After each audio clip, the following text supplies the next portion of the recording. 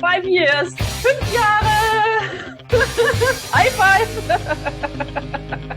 Welcome, Joachim. Nice to meet you. Nice to see you again. And it's my pleasure that we can celebrate this year 5 years of our body time. Correct. It seems like yesterday. Really, isn't it? So amazing. So the reason why we came together today is to reflect on our 5 years in this Search and Decide Yourself leadership program. Yes. At that time, there was a lot of pressure.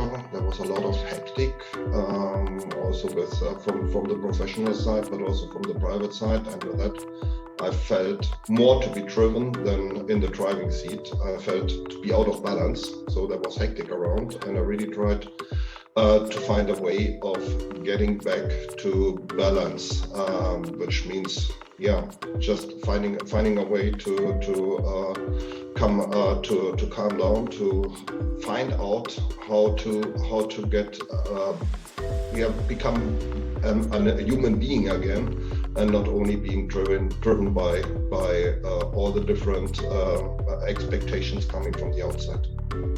I remember at that time I was a junior mindfulness trainer and working in Sertogenbosch.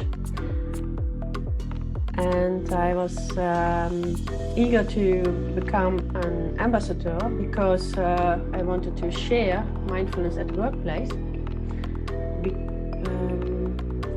Because I discovered it's more valuable for me to share, to practice together in a group. And then I discovered the global program at SAP. They invited me to the Search and Decide Yourself leadership program, and this brought me to Germany to the two-day program where we both met, and we were a huge group, and I was very curious how SAP speaks about mindfulness, how they bring it to the colleagues, and to be honest, I was also a bit skeptical. I still, I have to admit, I still was expecting my German colleagues are still stiff and distanced and Most important was already the experience that I was not alone. So there were other colleagues around, where we could exchange, where I learned a lot about from the feedback from others. And it was also astonishing that there's a theory behind. It's not something out of the clouds. It's really something where a solid foundation, solid facts behind. So that was the first surprises I had. And still, I learned a lot. I learned how to really apply simple means on a huge amount of effect in terms of you can use it everywhere, you can use it everywhere, and it really helps you to come back to your own personality, to be a person, to get the attention back to your own individual. Point of a perspective of a mindfulness trainer, I was so amazed to experience the kindness meditation among our colleagues.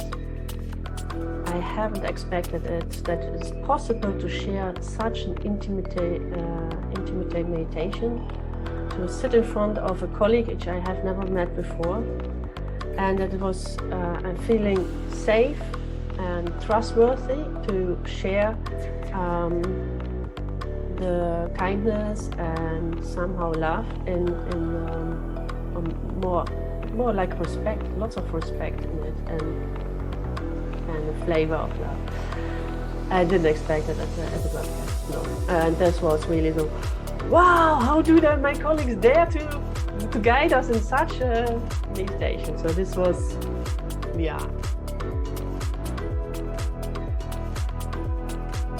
still it helps me to continue to avoid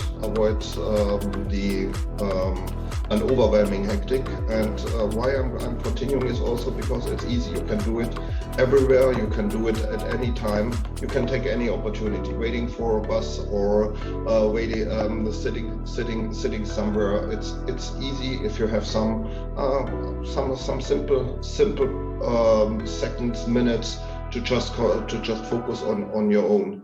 So that is certainly why I'm keeping it, and how do I practice. Overall, in addition to that, I really like the body concept. It helped me a lot not to get out of the 2 days and just forget about the rest. It helped me to really continue. And here I'm certainly I took certainly a lot of benefits from having Daniela as my buddy, because here it is really somebody who pulled me with her motivation, and with the drive to continue and also not to forget it. For me, mindfulness is like brushing my teeth. So you don't have to do that, but in the long run it's healthy, and it's also possible to do it differently, to get clean teeth or the clean mind. And so why I do it, I really needed to clean up my mind and to understand myself and others better. Yeah. And how I practice is it's full of varieties. So I integrated my daily life with just taking a deep breath in between, especially when I feel tensioned like now.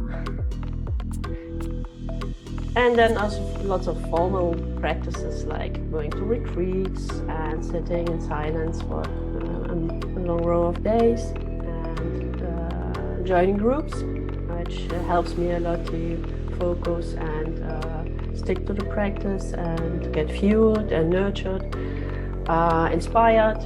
So and I really love to practice it while practicing Aikido, martial arts, and while dancing, and one of the easiest for my love is while walking.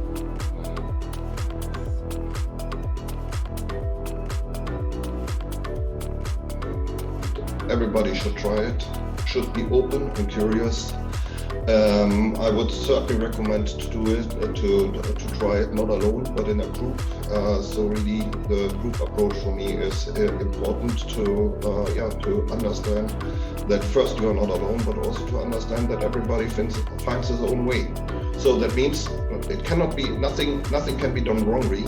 It is really worth trying, and certainly also every person will find will find her or his individual entry point, and from that you can continue. And as it is easy to use it, it's really my key takeaway is be open, try it out, and start using it.